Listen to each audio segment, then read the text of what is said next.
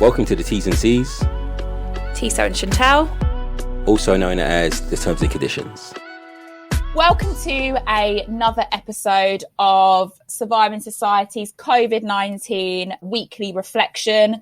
We've been running now over 3 months, pondering, imagining and thinking about all the different sociological things we should be thinking about during this time, from the global pandemic to more recently, Black Lives Matter, to also thinking about how institutions are responding to this moment. We are really privileged to be joined today by former lecturer, activist, PhD researcher in psychology, and a person that is very much interested in and fighting for decolonizing in the real sense. Take note. Khadijah Diskin, thank you so much for joining us, Khadijah. Thank you so much for having me. We've just had such a cool pre-discussion where I've just sat back and listened to T and Khadijah just going at it about Blackness and modernity. Where have you been all my life, Khadijah? Where have you been, man? No one agrees with me, but where you been? Where you been? I was fighting this battle, you get me? Khadijah's at is found on this canon, and I knew as soon as I come across Khadijah, I think it was an article you wrote in Black Ballads. I was like, oh my life, this is my person, amazing. I came to our pre-discussion sort of saying I was feeling exceptionally exhausted still regarding Black Lives Matter and how institutions and white people have been responding to it. And I think Khadijah really perfectly summarised sort of how I've been feeling personally with regards to how people have been trying to contextualize and compartmentalize what was happening. So I was wondering if you could just start off by talking a bit about that, Khadijah. Yeah, absolutely. So I think what we're seeing right now is kind of a global Black revolution. And the nature of Blackness as it exists is that it's something that is kind of organic. It's something that exists. It's something that is complex. It's something that is almost free flowing in how it meanders, how we kind of engage with the world has always been contentious. And we've never been able to kind of fit within the narrow parameters of kind of structures that exist for us. And so we create movements out of nothing, and we create these mass political statements through kind of very much what we embody and who we are. And what we're seeing, I think, right now, and what we're seeing that happens all the time with Black political movements, is this real need to capture our phenomena. And what happens when you try to capture a phenomena is that you miss things, right? You miss certain parts of it. There's a really interesting kind of thought that comes from Jamesian kind of ideas about the stream of consciousness. And I think of Blackness and I think about this moment as that kind of stream. It's actually a moving river. We've always existed. We've always said these things. Every now and then it becomes a bit more popularized, it becomes a bit more contentious, but these things are always happening. And because it's so big right now, people are trying to capture it, and by capturing it, they're decontextualizing our experiences. They're removing a lot of who we are and a lot of the disruptive nature of who we are from this moment, and they're expecting things that we can't promise. You know, they're expecting Black Lives Matter to be this strict organization that has all these rules. It can't be that. They're expecting Black people to have all the knowledge about Blackness. We can't have that. You know, we're just existing. And what you're seeing is us just being who we are, and us just fighting against structures that have tried to contain us for the longest time. So it's going to be disruptive. It's going to be messy. It won't always be something that you're able to understand, but we're just trying to exist. And I think trying to exist in this state whilst being so heavily surveilled, while having so many eyes on us, because if you're anyone who's done stuff on race, you'll know that you've been talking for a long time, and every now and then people pay attention, but most of the time they actually don't care, and you're just that person who talks about race all the time. And now we're all being watched. You know, now people are engaging with us en masse without thinking about our humanity within this process, without allowing us to consent to these types of engagement, right? People are bombarding us with like wanting information, wanting, you know, support. You know, I've had people go, oh, can you help me teach my white kids about racism? Random strangers. That's how bad it's gotten, because when you're a Black person and you're existing in these moments, people expect you to do these types of labors for them. And they expect you to be willing to give up your time, give up your humanity, give up who you are, you know, to fit their narratives, to fit their structures. And unfortunately, it's not something that I think we should do. And I think it's something we should resist at every given opportunity, or else we will face what we're facing now, and this exhaustion, you know, this complete just feeling of just wanting everyone to stop. Right. So I've been reading some like Christina Sharp's work in the wake, right? And it kind of encapsulates. So how do people encapsulate a movement that predates modernity, right? So we were struggling. The struggle was always since the 16th century 1761 Phyllis Wheatley in a town in America, in Virginia, being objectified, being surveilled. Those things still happen today to black people. So how do people encapsulate blackness that transcends modernity, that transcends the structures that you understand well today? They're struggling. So they try to politicize it. So it must be like this. But no, if it predates you, the struggle predates you. This moment is an echo that echoed through time, man. And I'm just a living embodiment of this echo in this present moment. This present moment, I've been saying the same stuff since the first day me and you encountered each other. Right now, you're listening. And right now, you're trying to comprehend in a single moment over 500 years. In a single moment. It's impossible.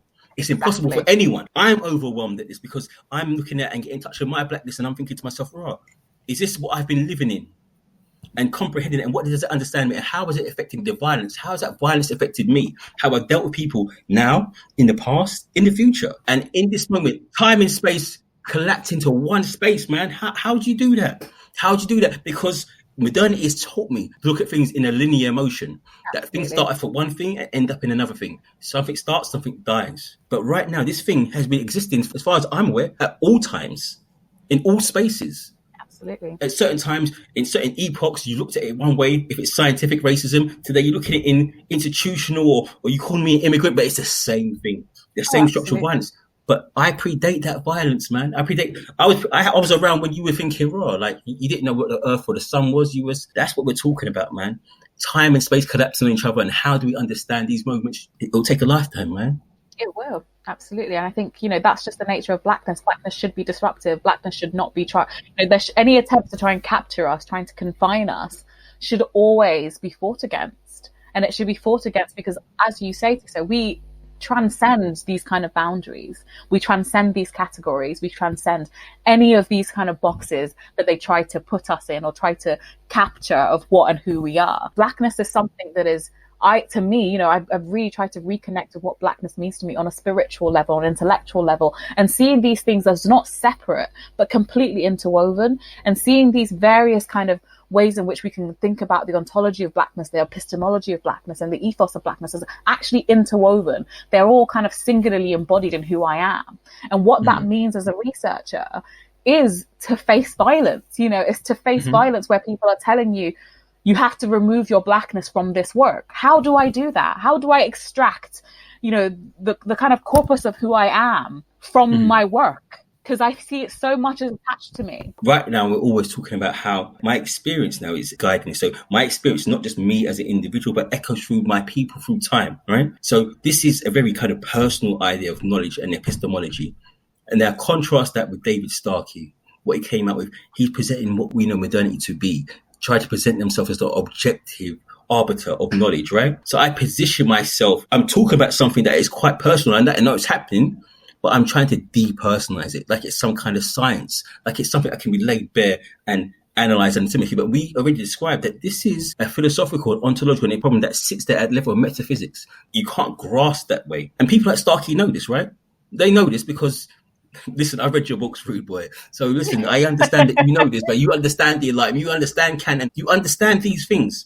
But right now, Western modernity hasn't got the tools to understand me or to do me justice, right? It doesn't. The structures that they have are not good enough to capture this phenomena. They're not good enough to explain this phenomena. Whenever white people, whenever white historians, white academics encounter moments like this, where for them, in their perception, for the first time, they are not the experts. They are not the most knowledgeable persons in the room. They will push up against it and they will try and stifle our creative thought, our creative imaginary. They will stifle the black imagination with, as what you said earlier, with bureaucracy, because that's the only way they know how to do it. They will try and manage our problems away, and our problems can't be managed under these kinds of structures. They absolutely can't. Thinking about the exhaustion, but then also thinking about how our experience transcends modernity. There's a few things that's coming through my head right now, but obviously we have people that listen to the show that are white listeners that are very much, I would say, critically engaged with some of the topics that we discuss on here. Within this moment, we've had quite a lot of white people that want to solve this issue, want to solve the quote unquote divide, want to understand, but equally put to rest any division that we might have. And what I would really love your two thoughts on is how we answer those questions in a practical sense. I know there isn't one answer to that, But because that is what I'm getting time and time and time again from people on a daily basis, whether it's friends, family, colleagues, academics, they want an answer. And I'm like, there isn't an answer, because this thing is beyond answers. Answers are what you have created. And it's really hard to not be like, obviously we're talking very philosophically here, and we enjoy this because we're feeling more comfortable, because it's not trying to compartmentalize who we are. But equally, in the practical sense, we have to live and be around these people. So what can we do, basically? And this isn't me trying to bureaucratize what you guys are saying, but it's more to try and give Black people in particular some ways of just distancing themselves from having to, quote unquote, answer these pressing questions that are coming from white people right now. Chantal, this question is like the question, right? It's the question. I've had it. And I don't have the answers, because one thing that I used to do, and one thing that I've had to stop doing to preserve my own sense of sanity and preserve my own mental health, really, is to think about who and why I should engage with things, right? What is my purpose? What am I trying to do? What is my scholarship? Who am I trying to help? What is my activism about? And I used to very much be of the mind of, I have to be the one who educates all white people on how to fix these issues. But the truth of the matter is, these issues can't be fixed. You can't fix these issues. These structures need to be destroyed. And and if you say that to a white person, they're not going to they probably don't want to hear that. If you say to them, I appreciate you wanting to help, this is the structural issue. We have to completely get rid of what we conceive of as modernity and post-modernity. These structures that exist, these neoliberal structures that benefit you, these structures of racial capitalism that benefit you, the only way for me to ever feel better is if they stopped existing. The only way for Black people to ever survive is if they stopped existing. I don't think you want that to happen, actually. And what I've come to find is that many people don't actually want those to happen. They don't want to actually acknowledge their intricacies because it's comfortable. To really kind of push forward the revolution, to really kind of answer and help Black people, is to sit in discomfort, is to push up against institutions, is to be an abolitionist, really. It's to really engage with those types of practices and those types of theories. And a lot of white people aren't ready for those types of conversations. So one thing I've stopped doing is having those types of conversations, and they can have conversations with themselves, because, I'll put my hands up and say they're knowledgeable white people who are doing the work. Engage with them. The expectation that there's somewhat, Black friends, Black colleagues is duty to do this labor is in and of itself another form of this epistemic violence that we have to deal with constantly. And I don't do it anymore. I'm absolutely no, I won't do this. I won't do this anymore. I'm far more concerned with the survival of Black people. So I'm far more concerned currently in how the Black women I'm seeing, who are all having to engage in these ways, who are facing these violences on a daily basis, how they're surviving, how we create community, how I kind of lift myself up with them. And, and that's one thing that I found that has absolutely been beneficial to me. It's having other Black women who I admire, people like Jade Bento, people like Farah Hassani, who are just, they're just allowing Black women to exist and just allowing us to cry and allowing us to be vulnerable and allowing the destructive and messy natures of our existence to just be. Because I think right now, that's what a lot of us just want. We want to just exist for a little bit, and we're not able to. Khadijah, listen, boom. That's where I am, man. You with my people, and I look for my people. But philosophically, if I had to answer that question, what do we do? I pose a question back to my white people. I'm saying, do you imagine a better world, right? I tend to kind of switch it on its head and talk about capitalism, right? And so I said, the piece of clothing you're wearing, that someone around in another country in the global south is being exploited. You know that, right? You know that you're contributing to things. So to imagine a better world, you have to destroy that, right? You have to be ready to let go of some of your privilege, to free them. And I said, that's where we need. So this blackness, this awakeness is an existential threat, the same as climate change, the same as ending capitalism. It's existential because it will change your world. The kicker is this. If you free me, you free everyone else. And you'll change the world forever. Because globally, I'm considered socially at the bottom of so many groups, but you free me, everyone else is free. That is what all people want. If we're talking purely from a Western thought, human beings we want individual freedom, right? I give you freedom, man. Emancipate me, you free everyone. And that's the world you want, right? That's the problem though, and this is the thing, I think people who talk about kind of racial capitalism and the nature of global anti-blackness have really kind of touched on, and it's what the Afro-pessimists have touched on. And it's big business to be anti-black. If we're absolutely real, it is big business to be anti-black. And a lot of people are using anti-blackness to position themselves closer to whiteness. And we see this kind of movement operationalized constantly. And what everyone is having to come to terms with is this global black revolution and what it means for their intercommunal anti-blackness. How are you guys going to affirm black lives whilst remaining anti-black? That statement, that position, what we're kind of having to witness, is really powerful. It's really powerful at what Black Lives Matter affirms. It's the fact that for the first time, blackness is central. You know, blackness is the thing that is being did. And a lot of people are not ready, honestly. Like, they're not ready. That's what I think. A lot of people are not ready. In all honesty, was I ready? Like, listen, I thought when George Floyd died, that was a standard. That's standard for us, right? I know that thing. But what I didn't expect to see this, like, boom, I'm thinking, raw. Like, I didn't expect to see this happen. And as a black person, the first thing I am is hesitant. I'm cynical about the whole thing because I'm thinking, I'm seeing it happen, but I know at any point it's been co-opted, which it has. It's been capitalized. My black pain's been commoditized and all those things that we've spoken about, right? So I know this because that's what happens normally. If you want to see black pain, Netflix, it's on there all the time. So you don't need to look far. But I saw that moment, and in that moment I sat there and I see possibility, man, for the first time ever. For the first time in my life, I saw possibility on I'm not just campaigning for equal rights or something. I'm kind of beyond those ideas of campaigning saying that am I not a man? Beyond that, a philosophical shift that will fundamentally change the Western world forever. It put me on par, so I can walk into, not even just walk into boardrooms, I can walk into a fucking sweet shop and man don't follow me around the shop because he sees me as the same. You get me? He sees me as the same, and it's beyond those things, man. And I see that possibility, and that's what keeps me going, man. Well, I feel like one of the things that is exhausting me is a combination of what you're both talking about, that hope and possibility, but also that exhaustion, but also that realization that I need to channel my energy into people that are on that journey with me. And that was, I think that's such a poignant and important point you made, Khadijah. And I think it's definitely something which I thought I knew, I really now know is integral to my survival and like freedom, essentially, be able to just be me. This is the first time I've experienced hope and pain in such a visceral way. Yes. And just coming to terms with the fact that those two things can exist at the same time, I think is why I keep needing to nap.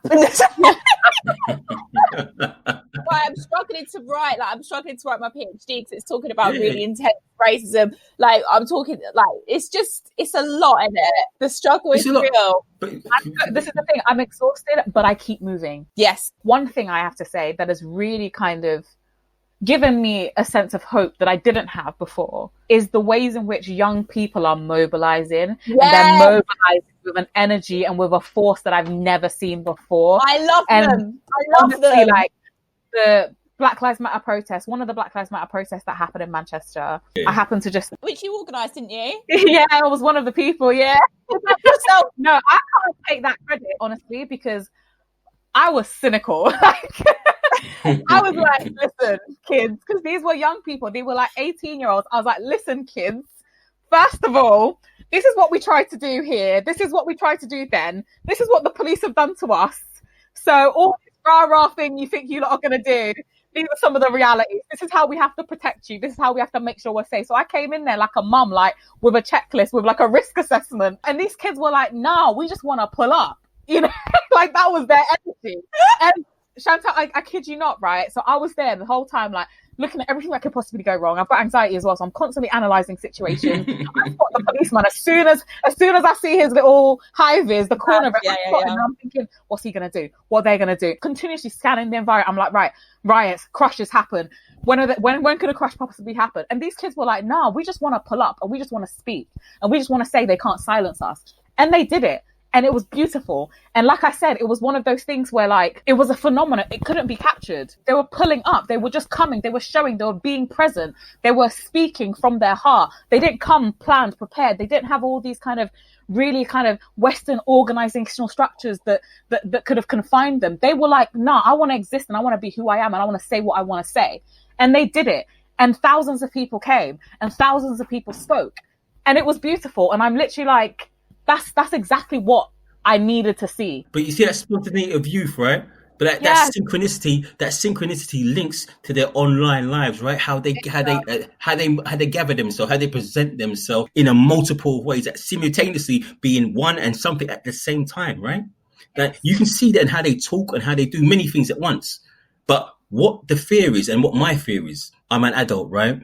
And adults try to crush youth, right? Yes. I sit there and they'll say stuff to me and I know better because experience says I know better. So there's a hierarchy within hierarchies, right? So when kids come up, I'm telling them, so like you're saying, you're trying to preempt danger. You're looking at risk assessments in a very modern way. The police are going to react. But these kids are all online. Look what they did to Trump. They're all online. Building solidarity that no one knows about, right? No one knows about.